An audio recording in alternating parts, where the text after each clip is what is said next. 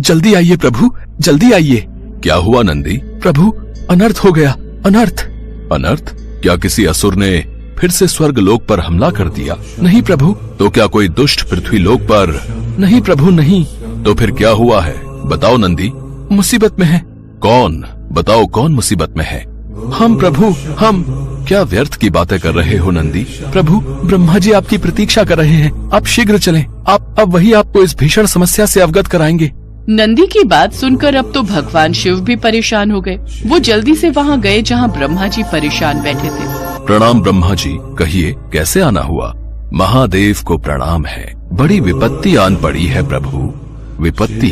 वो भी आप पर? नाम बताइए उसका, जिसने आपको यहाँ मेरे पास आने पर विवश कर दिया। महादेव, वो आपकी पत्नी देवी पार्वती हैं। पार्वती? उन्होंने क्या किया? उन्होंने कुछ नहीं किया, अपितु आपने किया है प्रभु। पर हमने क्या किया? आपसे अनजाने में बहुत बड़ा अनर्थ हो गया भोले भंडारी। पर क्या किया है मैंने, ये तो बताइए।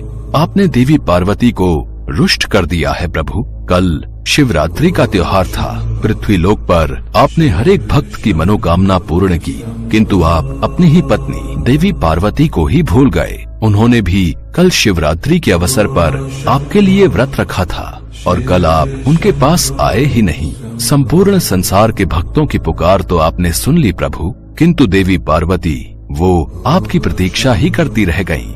ये तो सच में अनर्थ हो गया हमसे। मैं अभी देवी पार्वती से क्षमा मांग लेता हूँ। नहीं मांग पाएंगे प्रभु, क्योंकि वो कैलाश पर है ही नहीं। देवी पार्वती रुष्ट होकर यहाँ से चली गई हैं। लगता है इस बार देवी पार्वती को मनाना कठिन होगा। मैं अभी पता लगाता हूँ कि वो कहाँ हैं, और फिर मैं उनके पास जाकर उनसे क्षमा याचना करूँगा।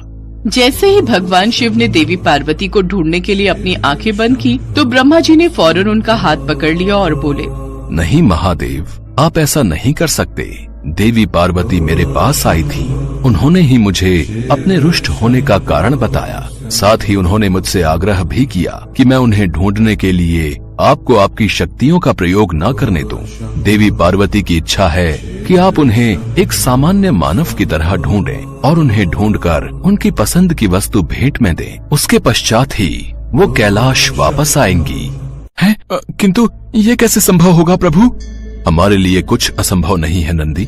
यदि देवी पार्वती की यही इच्छा है तो ऐसा ही होगा। चलो हमारे साथ नंदी।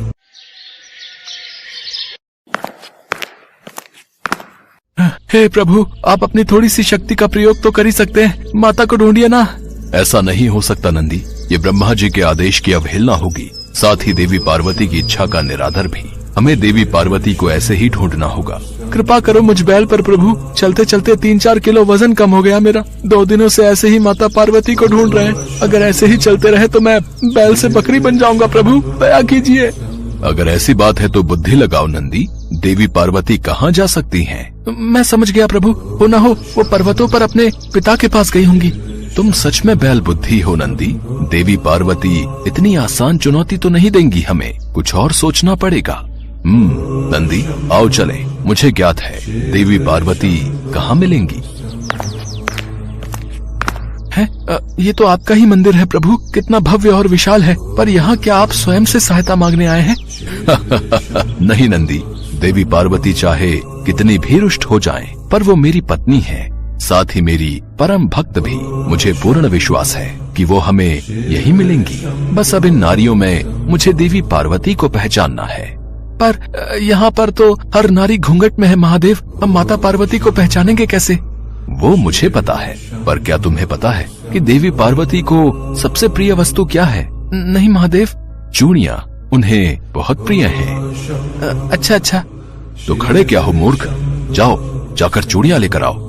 इतना सुनते ही नंदी फौरन भागकर सामने की दुकान से हरी हरी चूड़ियाँ लेकर आ गए और इधर भगवान शिव माता पार्वती को पहचानने की कोशिश करने लगे। तभी उन्होंने देखा कि घूंघट ओढ़े एक महिला गरीबों को खाना खिला रही है और ये देखते ही भगवान शिव उनके पास दबे पांव गए और उनका हाथ पकड़कर झट से उसमें चूड़ियाँ पहना दी। चूड़ियाँ पहनाते ही माता पार्वती ने अपना घूंघट ऊपर किया और फिर झुककर महादेव के चरण स्पर्श किए।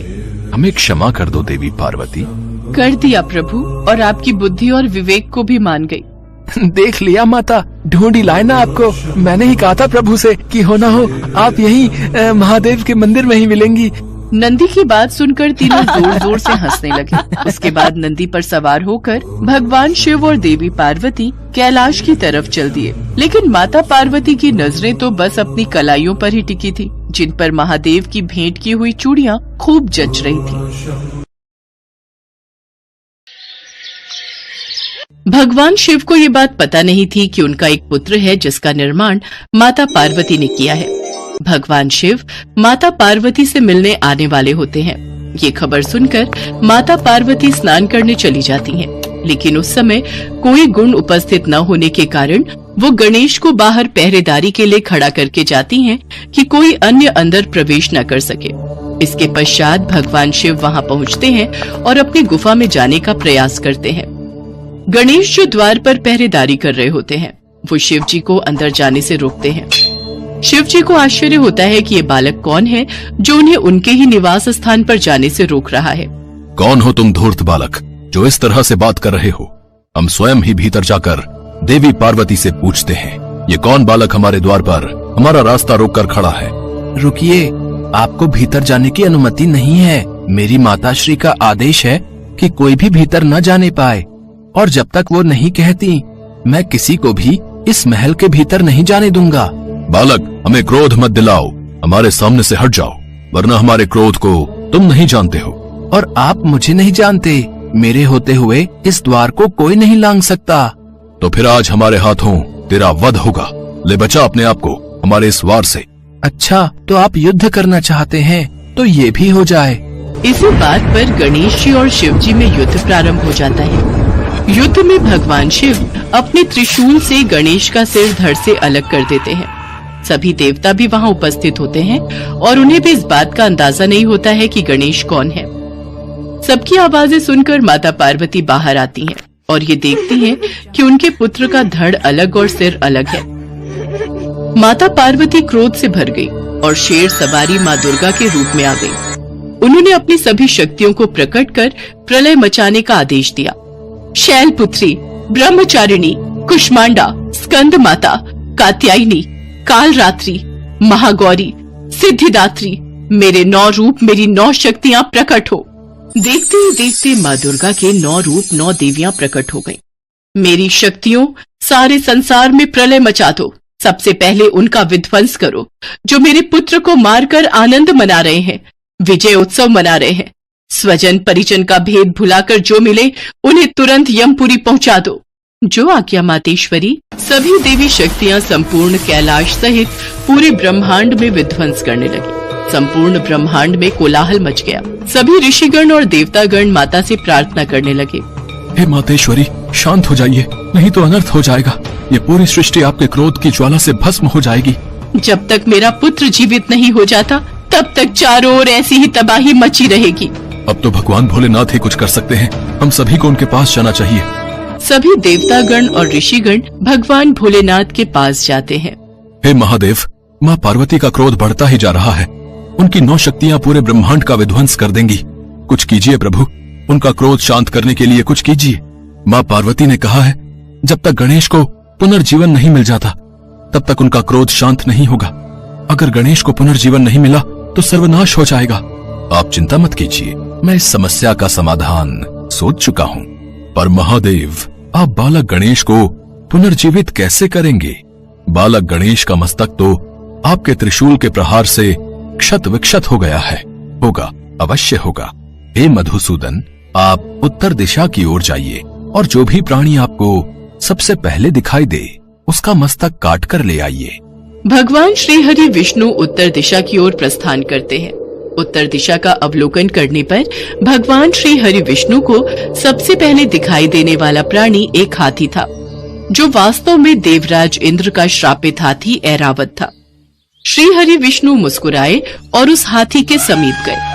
हाथी ने विष्णु जी को नमस्कार किया, मानो वो खुद भी इस श्राप से मुक्त होने की कामना कर रहा हो। श्री हरि विष्णु ने अपने सुदर्शन चक्र से उसका शीश काटकर उसे मुक्ति प्रदान की। ऐरावत हाथी श्राप से मुक्त हो गया और अपने असली रूप में आकर स्वर्ग लौट गया। भगवान विष्णु हाथी का मस्तक लेकर कैलाश लौट आए उसके पश्चात भगवान शिव गणेश के धड़ से हाथी का मस्तक जोड़ देते हैं। भगवान गणेश जीवित हो जाते हैं और माता पार्वती का क्रोध शांत हो जाता है। सभी देवी देवता भगवान गणेश को अपना अपना आशीर्वाद देते हैं। पुत्र गणेश, मैं तुम्हें वरदान देती हूँ कि संसार में अब से तुम प्रथम पूजनीय कहलाओगे। कोई भी मंगल कार्य शुरू करने के लिए प्रथम पूजा तुम्हारी होगी। श्री गणेश के प्रथम पूजन के बिना कोई भी मंगल कार्य, पूजा पाठ, जप तप, व्रत, धर्म आदि का फल प्राप्त नहीं होगा। आज से गणेश को सभी का अध्यक्ष घोषित किया जाता है। प्रथम पूज्य होने के कारण आज से तुम मेरे सभी गणों के भी अध्यक्ष बनोगे। मेरा आशीर्वाद है, संसार में कोई भी तुम्हारा सामना नहीं कर सकेगा। और फिर सभी देवी देवता बालक गणेश को अपना अपना आशीर्वाद देते हैं। बालक गणेश सभी देवी देवताओं को नमन करते हैं। भगवान भोलेनाथ और माँ पार्वती बालक गणेश को अपने हृदय से लगा लेते हैं। उस दिन से गौरी पुत्र गणेश प्रथम पूजनीय हो गए। संसार में कोई भी शुभ कार्य करने से पहले भगवान गणेश की पूजा होती है। उसके पश्चात ही कोई